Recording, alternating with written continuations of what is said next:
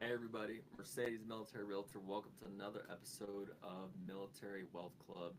Today we're going to get right into it. We've got a DC helicopter.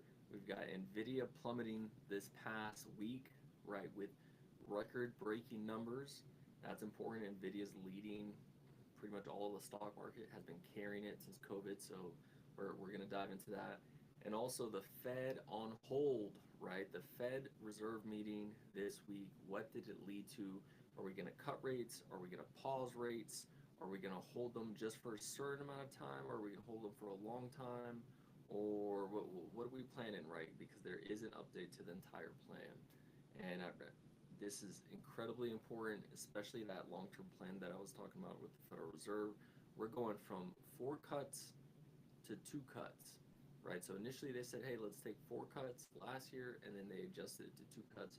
So we're going to dive a little bit deeper into what that means for you, the consumer. All right, so let's do it. Awesome. So let's start. We've got the big three today, but let's start with NVIDIA. All right. So if you don't know, why are we talking about NVIDIA? NVIDIA is a stock, right? It's a company. It's been leading the way in semiconductors, which if you don't know what semiconductors are, just think of microchips, right? So NVIDIA is the leader in these microchips. I'm not going to go into the details of do they make them, do they make the technology, do they make the blueprints, is it meant, look, they just lead the way, right? And NVIDIA came from gaming, so like the chip I got right now in my computer is an NVIDIA chip, but it comes from gaming, from processing, and that's what it's all about. It's about process power, compute power for all of these chips because these chips could do work.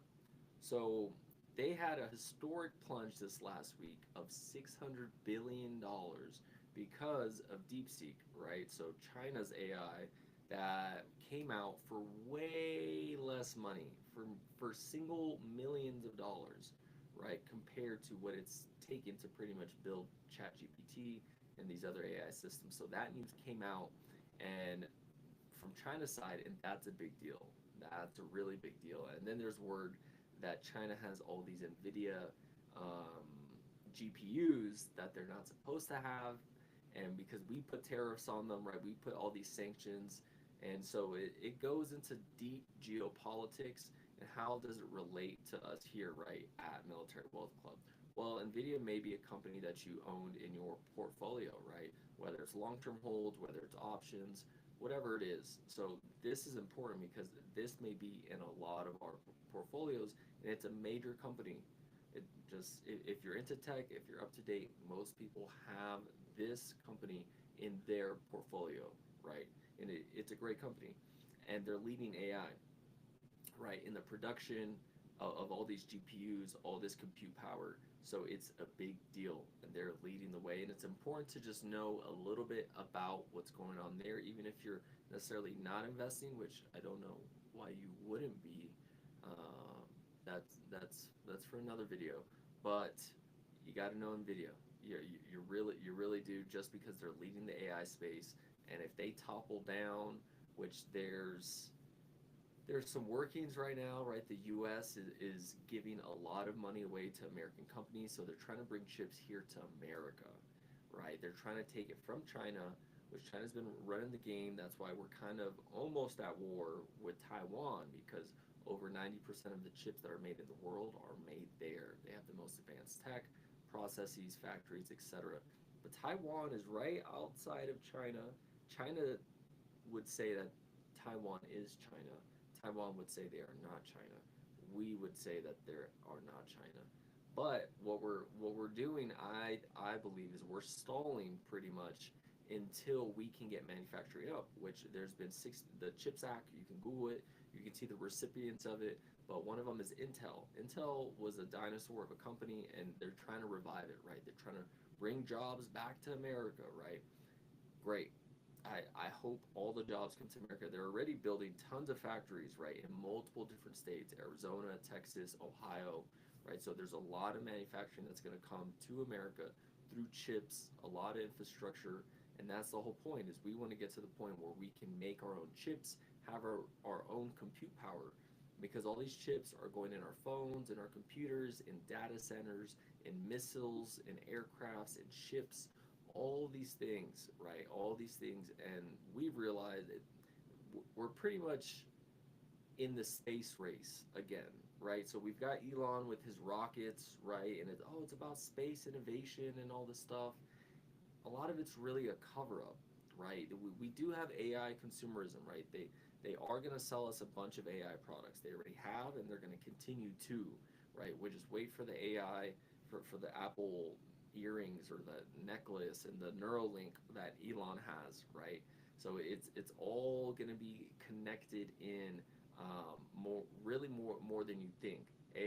That AI is going to be everywhere. So in order to power this, right, in order to really push this, you need all this compute power.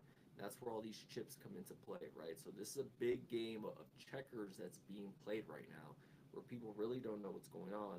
It's like, look, we have beef with China over microchips. We got beef with Russia pretty much over energy. I'm not going to go too deep into it, but right, we have multiple things at play here, and that just ties into where the world is going. And I just tell people, if you've read like a sci-fi novel or like a future cyberpunk novel, like, or you've seen Ready Player One, or like these futuristic, like, it's not far-fetched, right? It's some of these cities are pretty futuristic, pretty up to date. Tokyo has been pretty cool. Um, yeah, I'm not gonna say any more cities, but right. So it's not out of the realm for 50 or 100 years for there to be a lot more tech, right? A lot more tech.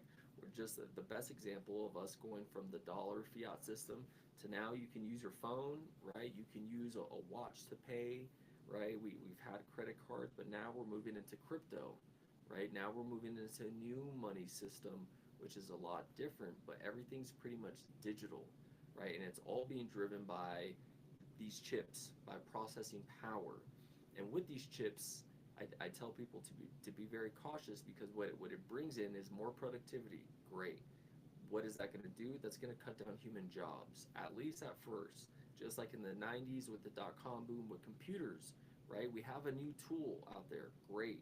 We can cut down a lot of human productivity, which is not good for the workforce and unemployment, especially at this time here. We're trying to battle inflation. We have really high debt. So this isn't a good time, especially the last 2 years coming from COVID, where we had the highest unemployment rates in history. So we've got a melting pot going on here, and that's why I'm here. But I'm trying to really paint this picture for you guys to see, for you investors to see, those that are interested in all this stuff that creates wealth, how this is all cyclical and how it layers on. And it just takes the straw that breaks the camel's back for us to have, some would say, a crash, a deeper recession, stagflation, deflate, what, all these negative terms.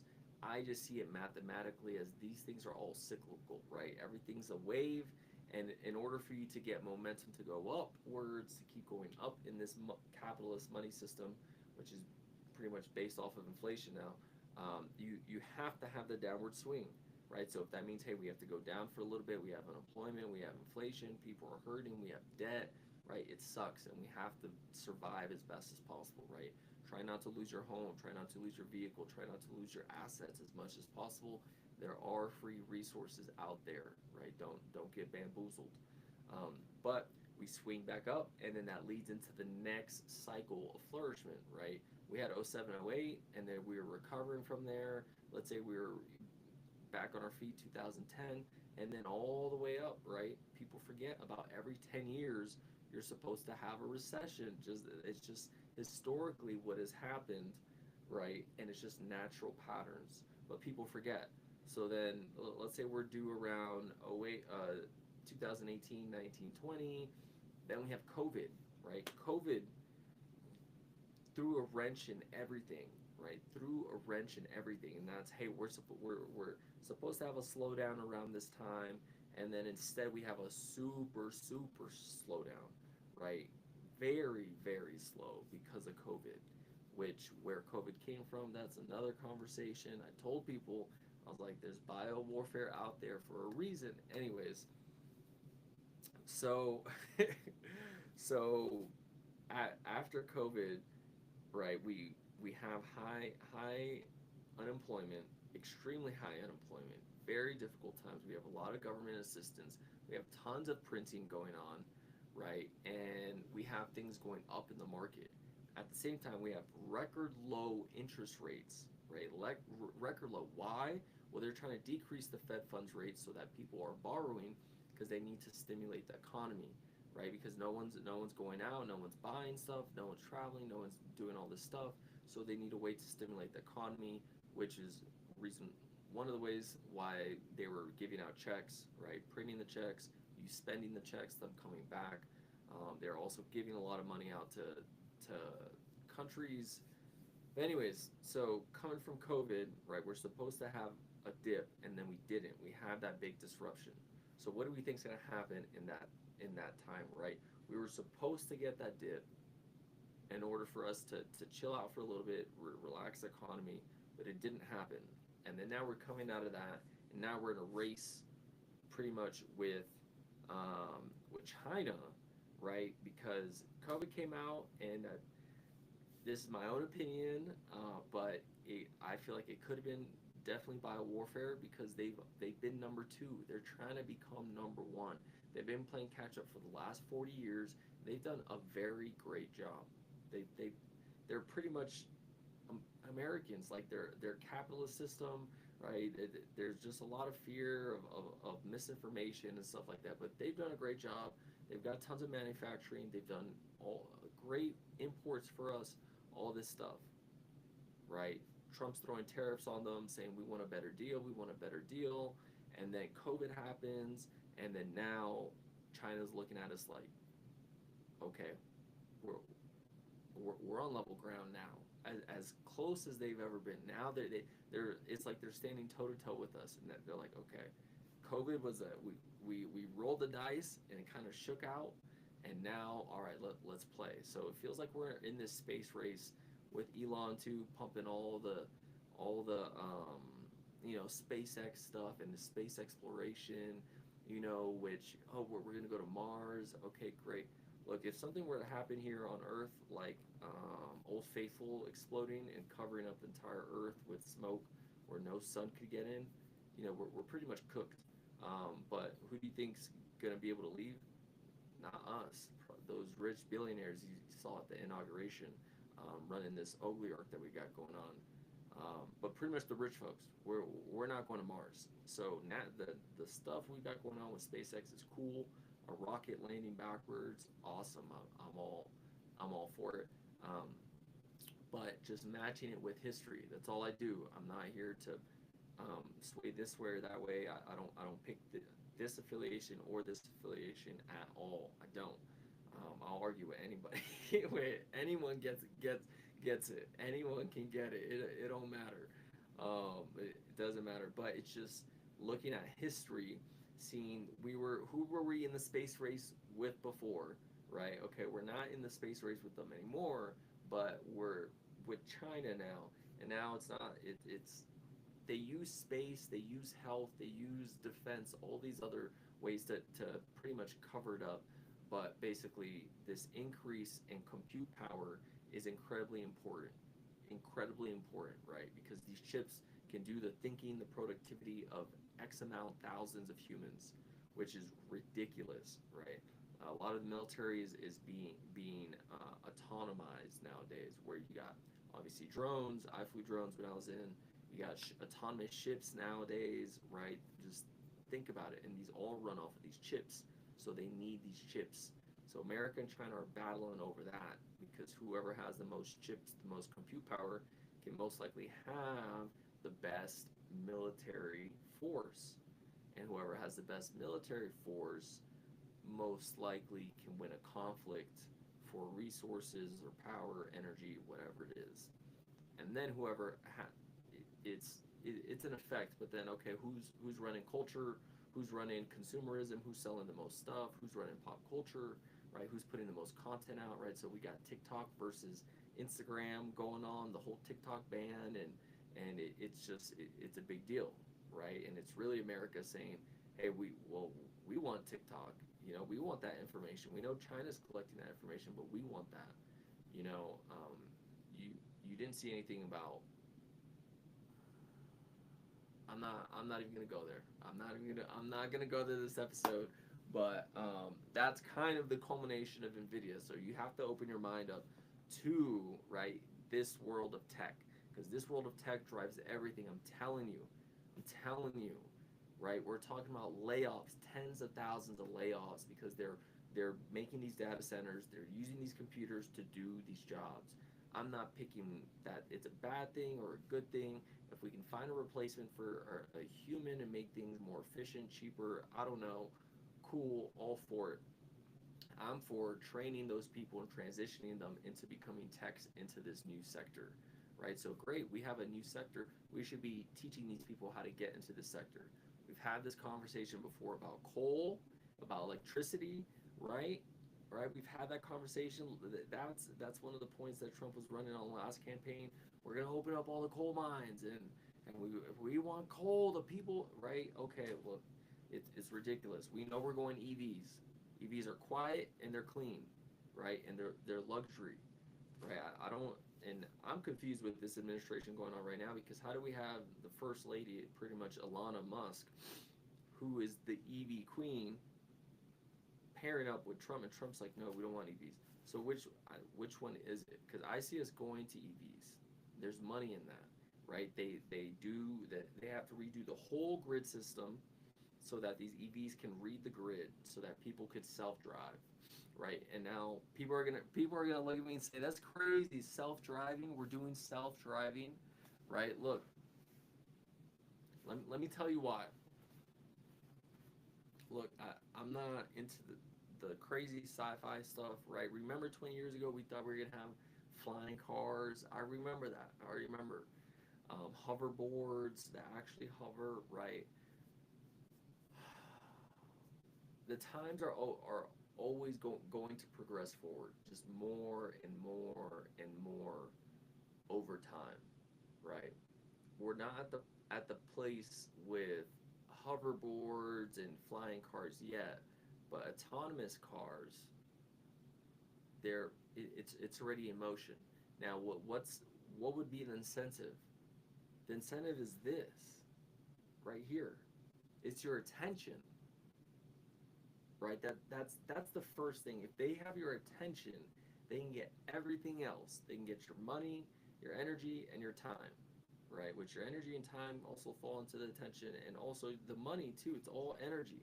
But this is what it is, right? They would rather have you in the car, available to be on your phone, so that you're scrolling and they're collecting data on you, of course, blah blah blah. But you're just spending more screen time on the phone than driving, right? And then it's all interconnected.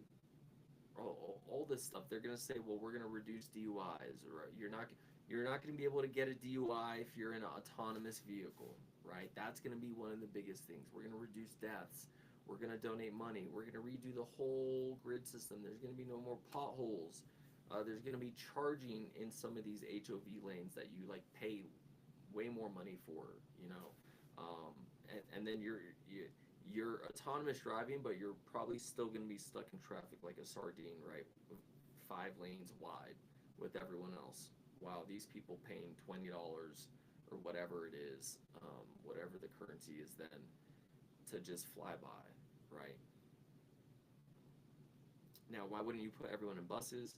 Because everyone having their own car makes more money for the economy, right? Everyone that has their own house, all these families that are super separate, they move on, that they have their own stuff, right? It makes more money, right? We have to think about it. They need us to spend as much money all the time on cars, houses, clothing, right? Social media, makeup, right? Just experiences that come and go, right? But nothing that really means anything to you, and it's just you have to constantly do it, right? That's why we have the highest debt ever, right? There's no talk about debt relief. I haven't heard any words about debt relief. We've heard about other stuff. Oh, we want to make housing affordable. How are you going to do that? they're running around the main elephant in the room. Oh, we want to make housing affordable. Increase wages. That's where I start with anyone I talk to about stuff like this. I'm like, increase wages. Just shut everything else up about taxes, about this, about that. Increase wages. Why don't we just increase wages and match them to what inflation has been over time? That's it. So we can make things affordable. But that's the whole game. All right. So it's constant flow consumerism, and you got to be able to get out of that. See that pretty much this whole economy is just wants you to spend and not invest your money into things that can make you more money, and assets and things that really free you to kind of get out of this rat race. But that's the whole point of us, of Military Wealth Club here, right? Is for me to help you to understand that, to see that through business, real estate, stocks, and crypto. So that's the overview on that side. Let's keep going. We have the breaking story this morning of the helicopter crashing in DC, and there's a lot of different words going back and forth. I come from military aviation, so I was an electrician, and I was also a drone pilot, and maintainer. So I understand the military aviation field, and number one, when it comes to crashes, that is it can be very emotional for us, because some of us have been in them, some of us have seen them, some of us have had friends and family that are in them, that have been in them, etc., etc. I used to have dreams about a lot of them, like night terrors about a lot of crashes and stuff. Um, and the um, it could be a lot for people to process. So I spoke to a buddy of mine today, and I won't give any details. I won't give any details, but he's a Black Hawk pilot in the Army. He's a Black Hawk pilot in the Army, and he was, telling me a little bit about how he felt, and it's heavy. It's heavy. The loss of life, of course. That's the heaviest part. That's pretty much all of it. Knowing that there were three members on there, and then there were souls on the commercial flight as well, in the nation's capital as well, right? We're not talking in-country mission, something that's dangerous. It's all dangerous, but where we have higher danger, of course, with possible missiles, RPGs, stuff like that. Who knows? And then for some of our leaders to then comment on it in a certain way, I'm not going to say. I'm just relaying the sentiments of a buddy of mine. And a lot of us, we can identify good leadership. You got to call a spade, right? And a lot of us, we know that. A lot of us, we have been in trouble. I'll tell you that. You really don't earn your stripes until you've been in trouble, right?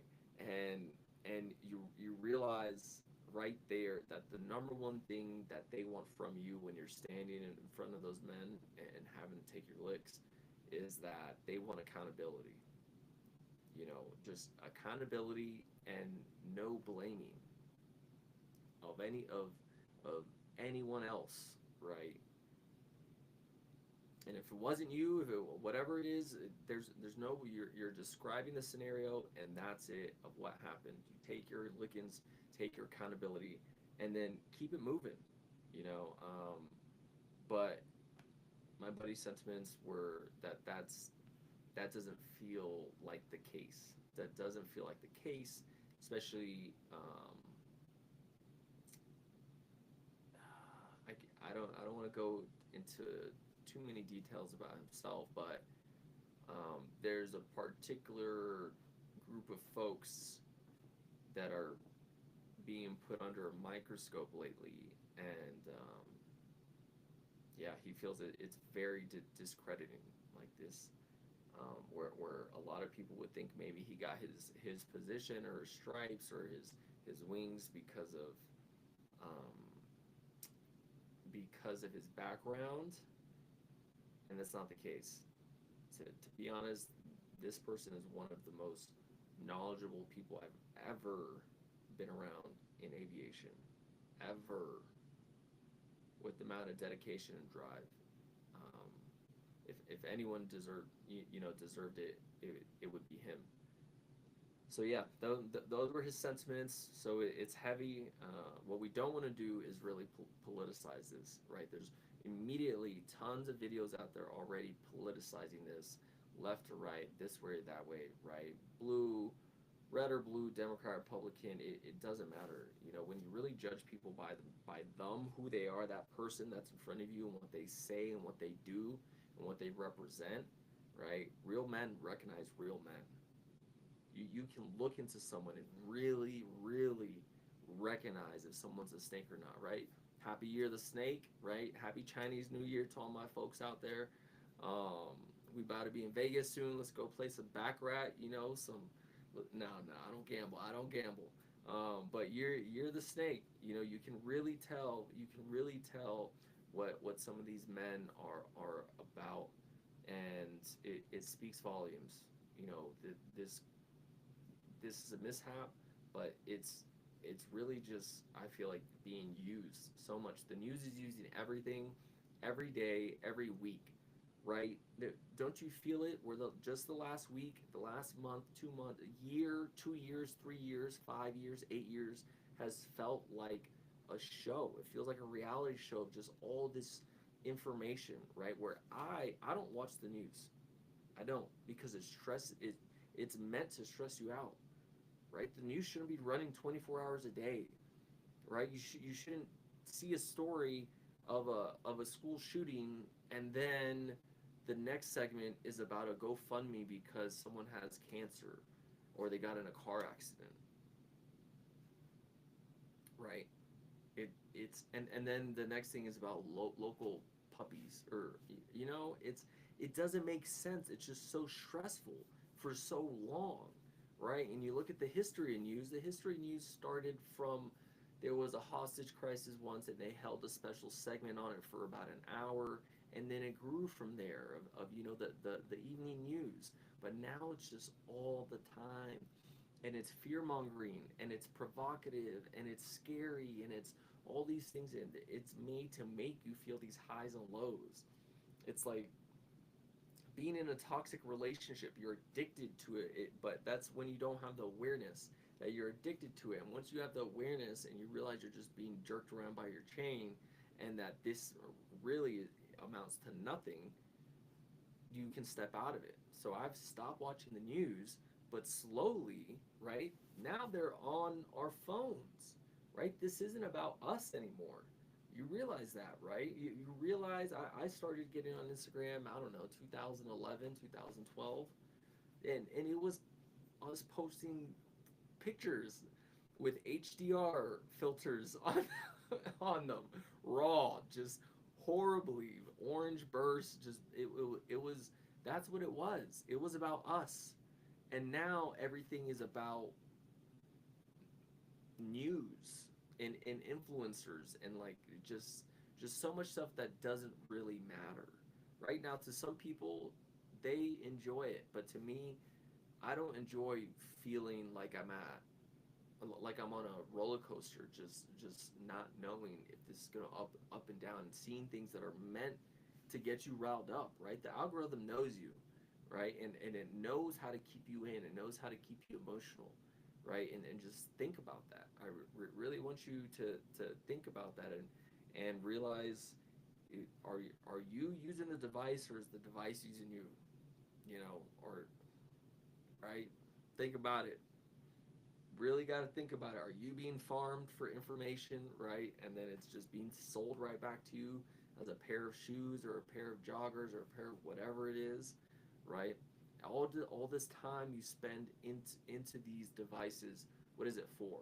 I tear myself apart sometimes, because I have to spend so much time with all of this. I do all of my stuff, right?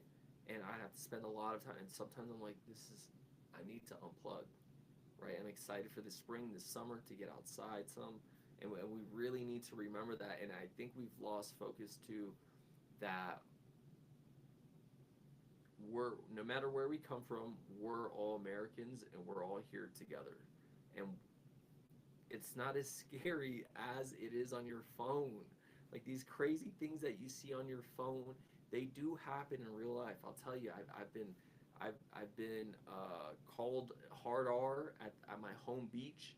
I've been called racial slurs by this old lady in Temecula, California, just a year ago, 2 years ago, right?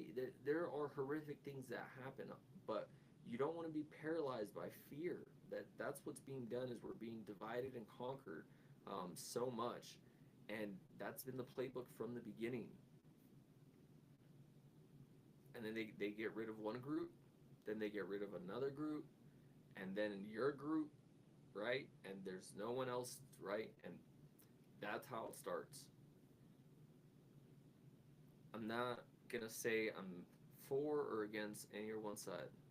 I'm not about that. I'm not about picking one admin, one party, one. Nah, I'm here to have a human conversation, and let's talk about what's the best for the country. That's that's it.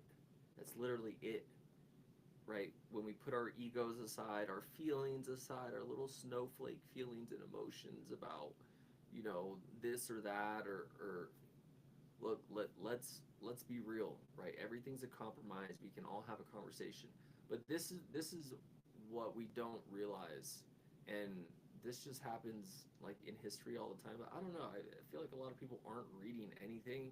They're not learning anything. They're just looking at Instagram and not looking at the past, to really see how a lot of this stuff repeats over time.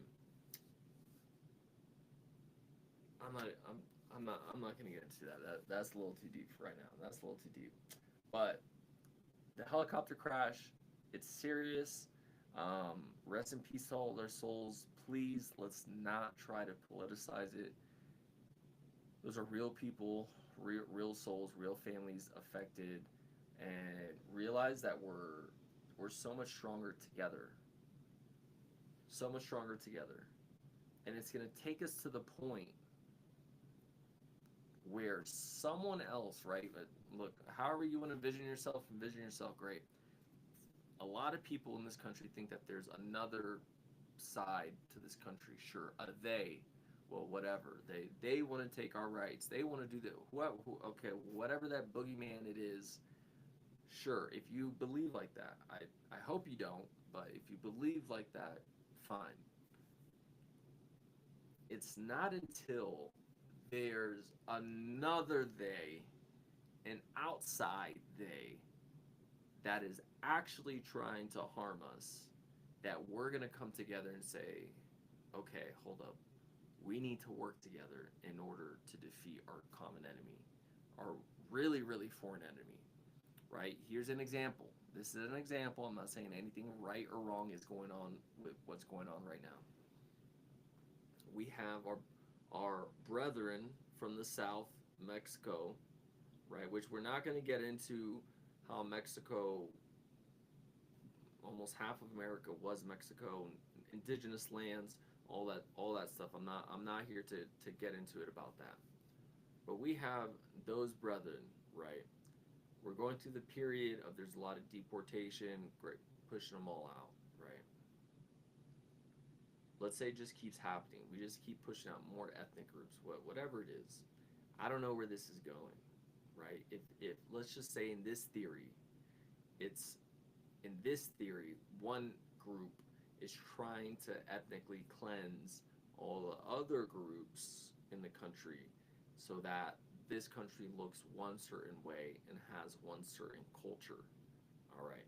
Which is a set period of time. We have to remember that this culture, right, that you weren't there for because you're in this culture, but that culture, that period of time, right, that was a period of time, and we forget that this country was built on immigrants, right, and that everyone here, who doesn't matter on which side of this or that, follow your lineage, keep following it, keep going, right? And you tell me if the dawn of your people was here in North America.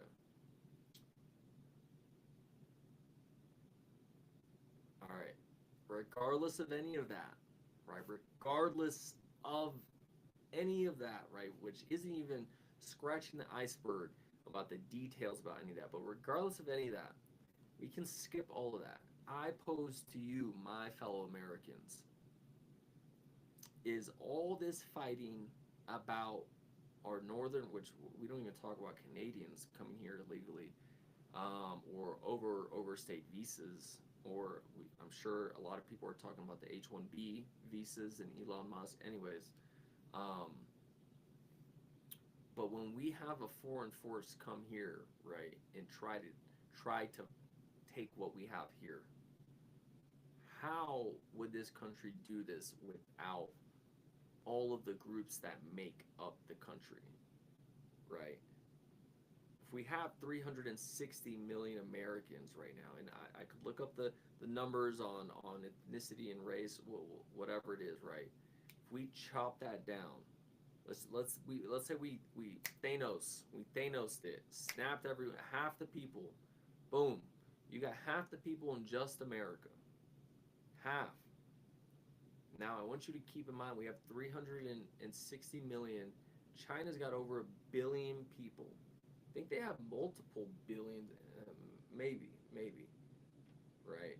And I'm not even going to include India because I wouldn't put India to come fight us. I don't know. They're a part of BRICS though, so I don't know. But let's just say China.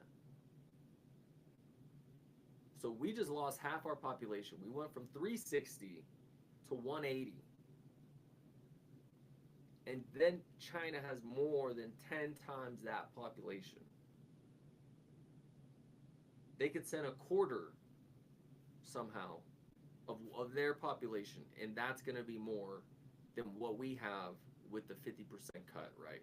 If we push so-called immigrants, illegal, whatever you want to call it, however much you would, whatever you're comfortable with, right? If you want to push the Mexicans out or the Guatemalans out, cool. But you want to keep the Italians here, right? Even though they're here on overstayed visas or Polish, I don't know, right? You can pick and choose. But we're gonna go with 50%. Thanos snap. It's not a good setup for us, right? Manpower wise, man. If we're beefing with Canada, trying to do tariffs on them, and Mexico, right? Because if Russia and China showed up, is Canada, Mexico, are they gonna help? Right? Because then now they're in a situation of thinking, well, if we don't help, China and Russia, they're gonna take us. Unless China and Russia said, no, we don't want to take Canada, we don't want to take Mexico. Between China and Russia, we're gonna split America. However they decide to do that. What do you think Canada and Mexico are going to say? Or are they going to stay and fight, right? And that really relates to the relationship that America has with Canada and with Mexico. Because if we've had a faithful relationship, right, without disrespect that gets into cultures and all these other things, right, then they'll fight for us. They'll say, no, this is all ours, right? Yeah, we have Mexicans in America and in Canada, and we have Canadians in America and in Mexico, and this is all us, baby. It's all us.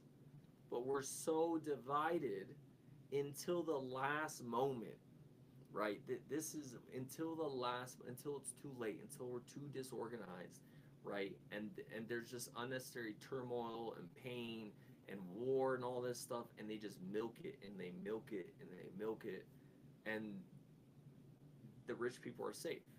You know, they're on Elon's rocket in orbit or on Mars or in a bunker, right? You guys saw Zuckerberg's $250 million bunker set up. So I just pose that question, right? We're all human on Earth, right? I've traveled the world. I've seen tons of different cultures and people. And at the end of the day, I know we're all human. We may have different cultures. There's some people that don't wash their legs in the shower. They don't scrub them. They think that the water goes down and cleans it. That doesn't make sense to me. But that person is human to me. I've been to Tokyo. I've been to Dubai. I've seen other people live, and I get it. Everyone is human, right? Even saying that, I would rather keep my local brethren that have shared all of these lands together here and want to be here with my Canadians and my South Americans, Central Americans. I would rather share this and understand we have this in common than invite the enemy to come and just take it because they see that there's so much divide, right? But America's had so much divide just through history, 1960s, right?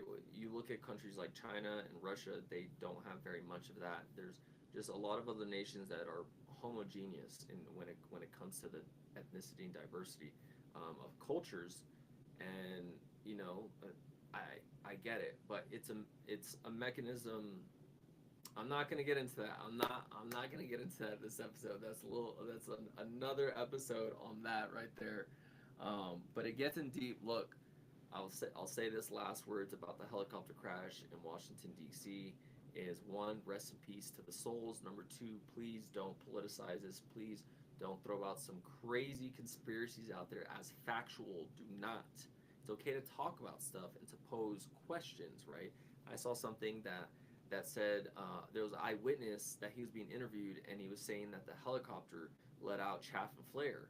And if anyone knows what chaff and flare is for, right? Chaff and flare is when an aircraft is trying to get away from some type of missile system or RPG system, right? Something that's usually um, heat seeking and movement seeking, right? So it's like a firework display, and it's trying to get that missile to take one of those flares, right? To pretty much grab that instead of the bird itself. Now I don't know if that's true or not. I didn't see any video of that. We saw the snippet. I have no idea, you know. But to bring these conversations up and say that they're true and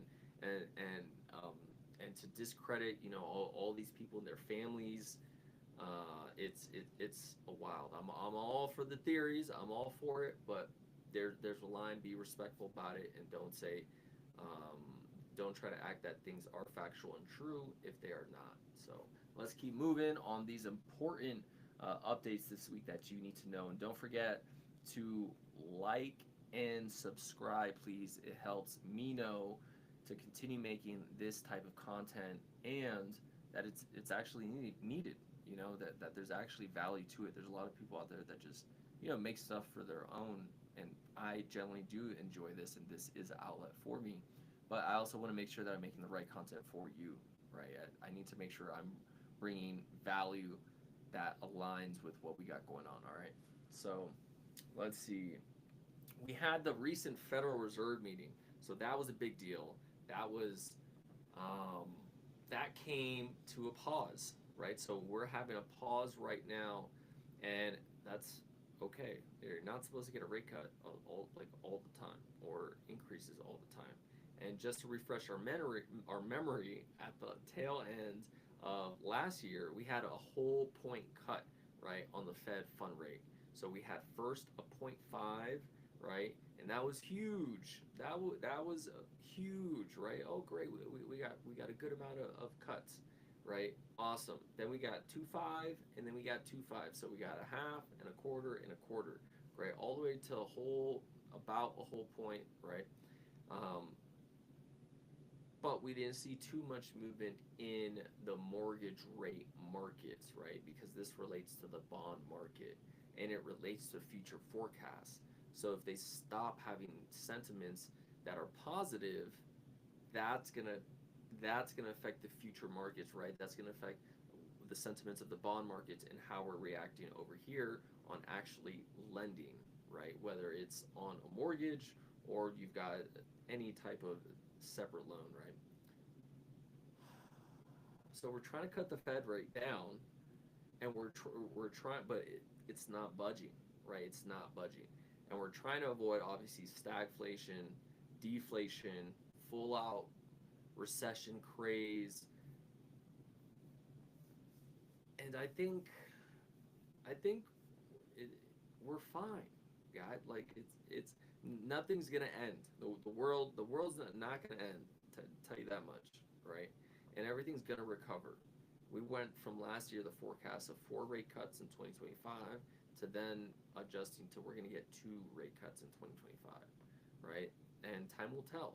Trump was coming out saying that he wants lower rates. We want to make housing affordable. Well, you can't make the Fed do anything. The president has no power to do that. People don't realize that the Federal Reserve is not necessarily the U.S. government. They're not the same entity. They're not under the same powers. So Trump can't just say lower it, right? And Jerome Powell, I mean, he mentioned he wants to resign. But I'm pretty sure I thought he was going to resign at the once Trump got in. Um, but yeah, he's just like no, like they have to play this because this is the whole way of the economy, right? We're not talking about votes. We're not trying to get votes and popularity, right? This is numbers. This is equations, economics, right? That have a lag effect where you could make the wrong mistake and then it starts running and that tail gets up on you and then you're not able to get any effects to change anything for 6 months. You're trying everything, right? They have multiple levers to try to affect these rates and slow things down or speed things up. But we have a lot of things going on at the same time, right? We have really high consumer debt. We have the commercial real estate market. That is very questionable. That's there's a lot of losses there, but we'll see if they do get realized. But there's a lot of commercial space that's empty, right? There's a lot of people that are still working from home, and a lot of companies that don't would rather do that than pay for this office space. You know what I mean? Um, so we're at a weird place just with those two, and then we have a lot of layoffs still coming from AI, right? We have tensions in the Middle East. We have tensions with China, right, in the Southeast China Sea. We got Ukraine going on, like we mentioned. We Israel Palestine type issues. So what I want you to do is, if you have some time, just give this some thought. You know, while you're driving around, right? Well, while you're going throughout your day, to really just think about this stuff because this affects all of our investments, right? At the end of the day, this is important because it can affect our investments. And all of this may revolve around the money system and the banking system and how there may be a transition from our money system. But all of these, right, sectors and industries layer upon each other and make a lot of different market cycles. And it's a bunch of arms to one octopus, pretty much. And watching material like this, just getting familiar, right, with financial literacy, learning about business, real estate, stocks, and crypto here at Military Wealth Club, that that is the easiest way to make it normal, right? To make it easier for you, and you start just understanding it. I try to explain to people, for me, looking at stocks and economics is like sports, right? You got to like I hear a lot of folks on FanDuel and they're betting and stuff, and like to me that's like the stock market, except they're betting. They're That's gambling, right? What I like to do isn't gambling. We're taking knowledge, information, skill, patterns, and applying it, right? A lot of these folks that do their sports betting, they are smart on it, right? Those folks are we're the same folks. We're the same. Analytics, numbers, patterns, right? We're trying to make profit. We're not there riding a high of euphoria, right? You have a lot of people, a lot of consumers. They're oh, I'm gonna buy a stock, and it's just you're just buying it because it feels like you're buying that pair of shoes or that car or that whatever that thing is, but you're not really understanding investing long term, and you have to quell those emotions. You have to realize that that the market, right, theoretically, the stock market is efficient mathematically. It's perfectly efficient. What makes it inefficient is where you make your gains. Those efficiencies in the market are created by errors in market sentiment, usually driven by humans. Obviously, we have market manipulation and stuff like that, but a lot of the big swings is us, is people getting scared. In this time, you have foreclosures going up. You have people selling all their stocks, selling all this, selling that. Oh, I'm so scared it's never going to come back, right? We had the biggest drop we mentioned earlier this show, Nvidia dropping 600 billion. It's the biggest record of one company in one day in American history. That's a big deal, right? That's a huge big deal. Why? Because of DeepSeek, a sub $10 million invested company, right? Not their worth is less than 10 million, but what was put into it to make it comes out with, hey, we're stronger than ChatGPT, and ChatGPT took $49 quadrillion and a planet to make, right? And a sun. But that's market sentiment, right? Did anything change about Nvidia? No, other than ChatGPT may have a competitor, and Nvidia may get some tariffs slapped on them, right? So that's something to consider. If we're thinking of that portion right there, hey, there may be tariffs slapped on. That's a logical reason for us to adjust our valuation of a company. But for us to just get emotional and sentimental, oh, something broke out about Nvidia, sell. It's like, so you have to be able to quell your emotions, work through all these cycles, and step out and see what's going on, right? From the outside of, okay, I now understand. I can now not be super anxious when I hear this in the news, or not get super euphoric when this, right? There's a lot of people right now that think that a correction is impossible, that a correction just, even talking to some of these people, they don't even like to hear a correction, a 20% reduction, right, in any market. And I'm like, you guys are delusional, whether it's realtors, lenders, people in stocks, business, to think that this will never dip for a temporary moment is ridiculous. And that is actually a symptom and a mark of a market that is way too overbought, too overpriced, close to the top at a teetering point. There's a reason why we have big folks, right, like Jamie Dimon and Mark Zuckerberg and Tesla, Elon Musk, right, selling massive. Warren Buffett sitting on the most cash in history, in his company's history, Berkshire Hathaway. Go take a look. Why would it, right? Doesn't that make sense? If you know that if that Black Friday is coming, aren't you going to get your cash ready?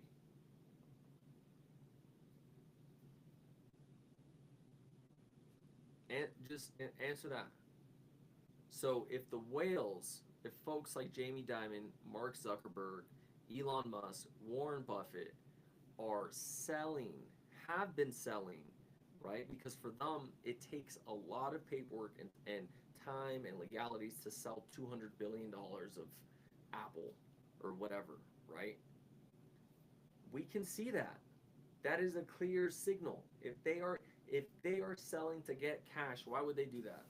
Let's analyze that. Because they know something is coming. They know Black Friday is coming. And that's when they're going to buy all the single family houses, the land, the commercial real estate, everything that they can get on, that they can get their hands on. They have their capital available. While us, the American people, we're squeezed, right? Why are we squeezed? Because inflation, cost of living, and our wages aren't going up. But then they want to blame inflation on everything else, right? They want to blame all this on Chinese, on immigrants, on this. And okay, do you know the number 2 contributors to inflation, to our monetary system? Inflation, right? That it inflates. Government spending, so that's them printing money. Corporation spending. All these big corporations spend so much money, generate so much money, and then they got tax loopholes. So then they're not paying out all those taxes, right? And then they're not paying their employees fair wages. Those are the two biggest contributors, right? They ingest the Fed funds rates, great. It's not us. It's not us buying too many houses or too many Lululemon shorts or too many Jordans, right? Too many LeBron jerseys. I don't know. It's not us. It's them. But ever since we got taken off the gold standard by Richard Nixon in 1971 because we wanted money for the war, for Vietnam War, because we were being bled, they were spanking us, and they said, we're going to go back on the gold standard. Well, what's the gold standard? So our dollar was connected to gold. So we couldn't print more dollars than what was attached to the value of gold that we had, right, in our monetary system. Now, do we really think we had all this gold in this many dollars? Well, then we hit that point, and they were realizing, if we decouple this, we can just keep printing this dollar. We don't gotta collect gold. We don't gotta say it's back. Blah blah blah. And then the banks, right? They can lend out all of your money, all of the consumer money, all the money that we get to the banks isn't at the bank. It's not there. It's not there. It's zeros and ones in a ledger system and in a computer. After that, right? When you Zelle someone money, you think they're taking $40 from your bank account and sending it over by pigeon? They're not. And then those banks, they can lend that money out, what, 10 to 1? And you got to look at when they start lowering that, which I think they recently did. They lowered the amount that banks had to have in reserves. Why would they do that? And that's what they're scared. They're scared that we all go get our money at the same time, which happened with the first recession. I'm not going to say the first recession, but the major recession, 1930s, which after that led to the wars. And then that was the creation of the Federal Reserve, the money system, the whole banking system, right? Isn't it weird that crypto is now mainstream, right? First they called Bitcoin, something for drug runners. It's over $100,000. We have governments. We have the American government buying millions of dollars of Bitcoin. We're going into billions. It's real. So they're setting the game up for us to transition into the new money system from the dollar system, because we've seen it. Look, we have the highest consumer debt ever. Everyone owes everybody money. How is that a money system? Right? How is that we owe Japan, China, they owe us? That none of that even makes sense. Right? But since we've been decoupled, since we made everyone else in the world use our dollar, right? We've been the head honcho. Well, you got BRICS that came together years ago, not recently. They were formed in like '08. They came together and said, "Hey, we want to get off the dollar." I mean that's a reason to go to war, right? If you're the head honcho, everyone's using your dollar, then two of the other big hitters say, "No, well, we don't want to use that anymore. You keep messing with us, dude. We're using your dollar, and you keep throwing tariffs on us, and you keep messing with, and you keep doing all this. No. We want to use our own money. We're tired of that." So I want you to think about that, right? It's not bad. It's not good. It's not any way, right? We just need to know what's going on and stay up to date with this weekly information so that we're not losing opportunities and money in this system over the next year, 2 years, 3 years, 5 years, 10 years, 20 years, right? We want to build our wealth up and have these assets for wealth so we can live the life that we want, doing the things that we love with the people we love, right? Here in America, in Canada, Europe, South America, all of Africa, Egypt, Lebanon, wherever you want to go. But we got to get set up with our wealth. We got to understand wealth. We need to understand all this noise and be able to decipher through it in the news, right? And really pull what's important and see what's going on behind the emotional stuff, right? I want you to remember this. The news, it's all sensationalism. It's all to excite you. It's all to get you to feel a certain way. The television is telling you your vision. It's trying to tell you a certain vision, and it wants that to be your vision, but that's not your vision, right? So disconnect, have conversations with people that don't look like you, that you don't know, right? Talk to people. You would really realize that there are people out here that are friendly, that are lovely, amazing people. You know, I get it. There's a lot of time to be guarded, right? But we're all human. Talk to your neighbors. Talk to your neighbors. Have the conversation. Because I'd rather have the neighbors I have now than those neighbors coming from somewhere else, right? I'd rather have the neighbors that I have now that are Canadian, that are Mexican, that are South American, right? Central. I'd rather have them than someone coming across an ocean, right, to possibly cause us harm. And it's going to be too late for us to realize that, right? It's going to take to the last moment for us to come together and work together to fight them off. And I don't want to get to that point, right? We have it good. We really have it good. We don't have to spoil this, right? This is the land of immigrants. It's the land of Americans. And we're all volunteering to be here and to work hard and to put our best foot forward, right? We agree to be in a capitalist society. And if Jim decides he wants to hire immigrants for cheaper work, that's an issue that you got to take up with Jim. Because why is Jim doing that? Why aren't you holding Jim accountable to hire, right, whoever you want, whatever you want to say, at whatever price? That's a conversation you got to have with your fellow brethren about that, about those business owners. Why are you guys hiring illegal immigrants? Because if they were no people hiring illegal immigrants, there would be no illegal immigrants here. And some people would say, oh well, they're still going to come and live off the system and okay, sure. Look, we're folk. I'm not even going to get into that. I'm just saying I'm not agreeing with you. I'm just saying sure, but let's talk about the work, right? We're talking about jobs, about taking jobs, about the okay. If Jim wasn't willing to hire people that are undocumented at a certain price, why aren't you taking that up with him? Isn't that his morality that he's not choosing Americans first, right? It legal North legal, I mean legal continental, non-continental U.S. Americans, right? At whatever price, at a fair wage with benefits. Take that up with Jim. I pose that question. Talk to your neighbors. Realize we're all humans. Have these conversations. And I want you to put yourself in that position. We don't want to be too late.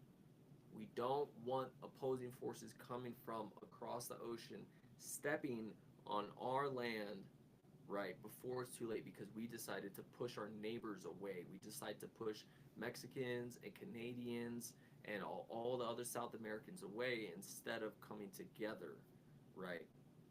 We have to keep that into consideration. So thank you for coming to Military Wealth Club. You guys already know I'm Mercedes, the Military Realtor. Please go to themilitaryrealtor.us for free resources on real estate, guides as well, and tools. You can also schedule a free consultation there as well. We'll talk about anything under the sun, whether you're still in the service, you're going in the service, you want to know about your benefits, you're out of the service, business, wealth, real estate, stocks, crypto, it doesn't matter. I'm here to talk to you as a regular person. I'm not your realtor yet. I'm not your advisor yet, anything like that, right? So please, if you have any comments about any of these topics at all, leave them in the comments right there, right? We need that support. We need conversations going. I love questions. I answer all questions personally. So anything, ask it down there. And like I said, don't forget themilitaryrealtor.us. All right, y'all.